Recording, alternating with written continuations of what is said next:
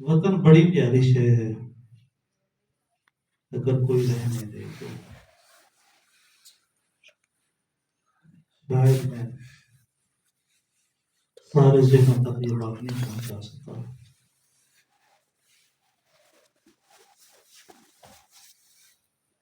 وطن حیوانوں کو بھی بڑا پیارا ہوتا ہے،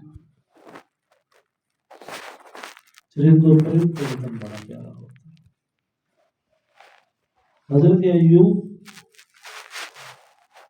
امتحان کے جب بہت بڑی منزل پہ تھے، بدن پہ مرض آ چکا ہوا تھا، لوگوں نے سوشل بائیکاٹ کیا ہوا تھا،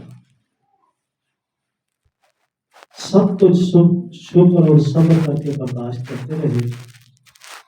جب شہر والوں نے یہ فیصلہ کیا کہ ایوب کو اپنے وطن سے دور کر دیں،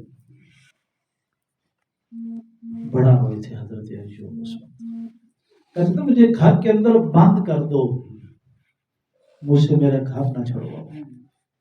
شاید یہی وجہ ہے کہ مدینے کی گلیوں میں چلتے چلتے حسین مڑ مڑ کے مدینے کے شہر کی گلیوں کو دیکھا کرتے تھے۔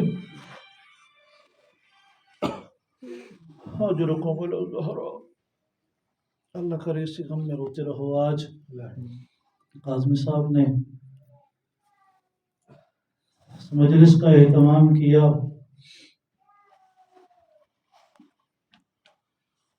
28 رجب کا دن تھا۔ بس ایک روایت عرض کر دوں، مدینے کے مضافات سے ایک شخص جس کی مدینے کے تھوڑے فاصلے پہ کوئی دکان تھی،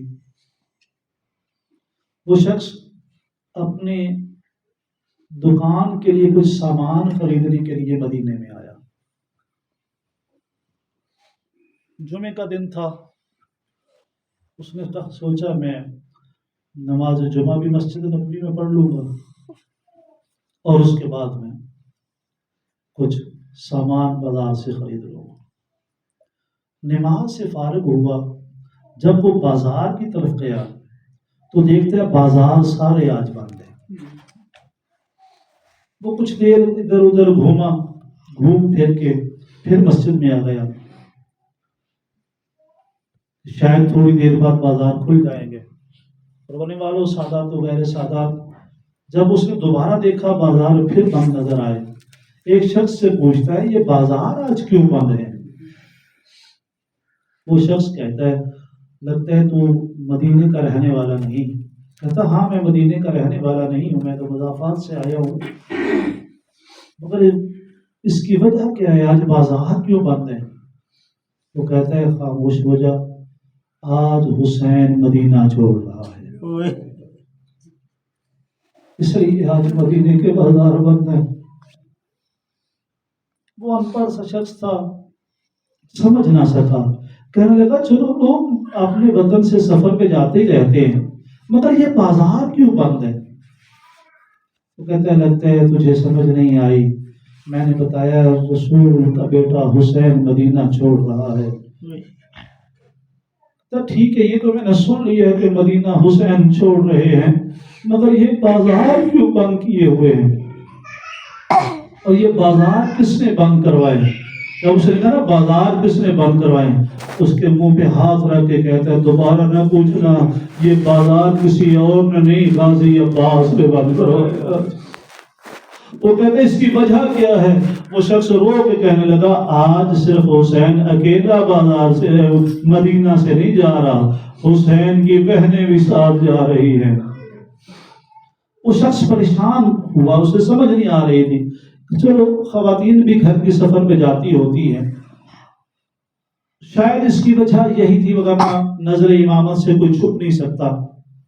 اس نے یہ اس شخص سے کہنے لگا کہ مجھے کسی ایسے مقام پہ کھڑا کر جہاں پہ میں دیکھوں تو صحیح یہ قافلہ جاتا کیسے ہے۔ وہ ایک مقام پہ کھڑا ہو گیا، اب یہ روایت کرتا ہے کہ میں اپنے تئیں چھپ کے کھڑا ہوں کہ مجھے دیکھے کوئی نہ۔ وہ کہتا ہے میں وہاں کھڑا تھا اور میرا دھیان جو ہے وہ سارا بنو ہاشم کی حویلی پہ تھا۔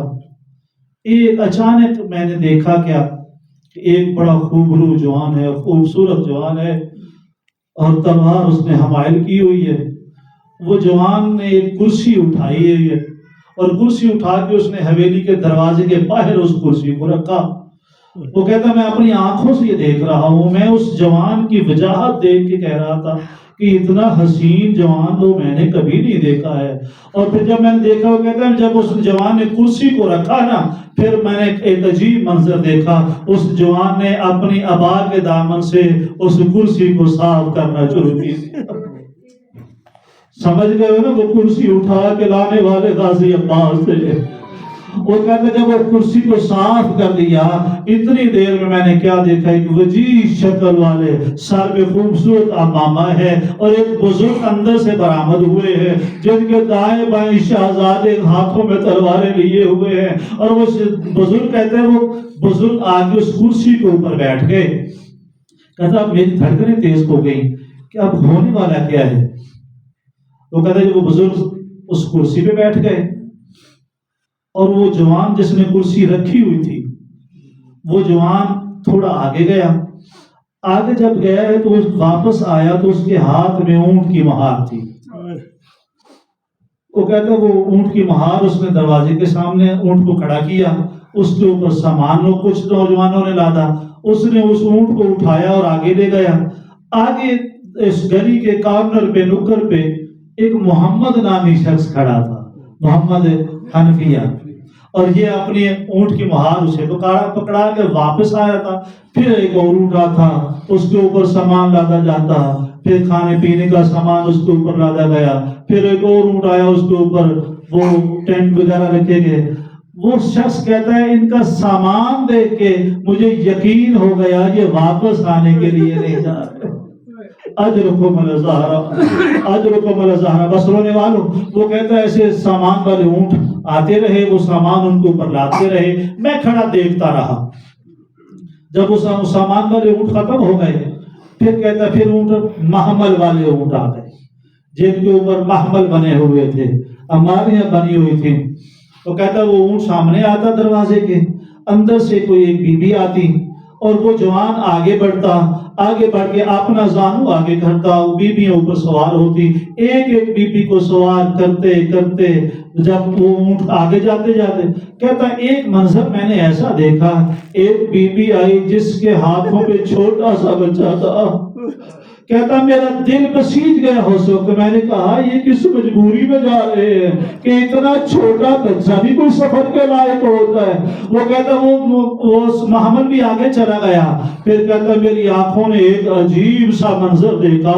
وہ جوان جو اونٹ کی مہار لے کے آتا تھا نا، اس جوان نے کیا دیکھا کہ وہ جوان کے دروازے کے سامنے آیا، اس جوان نے اپنی تلوار کو نیام سے نکالا اور اس تلوار کو اپنے سر کے اوپر بڑھا کے کہتے ہیں الحجاب الحجاب۔ کہتا جب اس نے کہا نا الحجاب، کہتا میرا دل گھبرا گیا کہ شاید مجھے اس نے دیکھ لیا ہے، شاید اب میری موت آ گئی۔ کہتا مگر ایسا نہیں تھا۔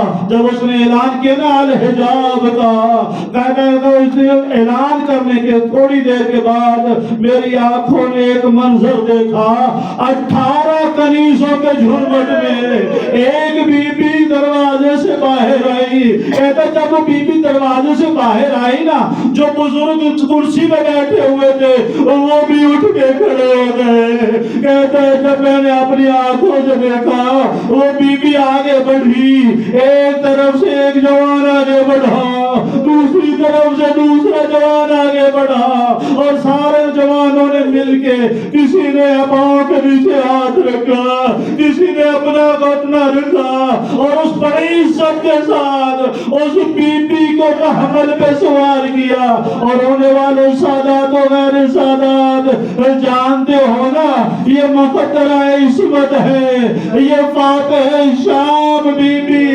جب مدینہ میں یہ سوار ہو رہی تھی، اس کو ایک طرف سے سوار کروانے والا اس کا بھائی عباس تھا، ایک طرف سے سوار کروانے والا علی اکبر تھا، کہیں سے قاسم تھے، کہیں سے محمد تھے۔ پھر فلک چشم نے ایک ایسا منظر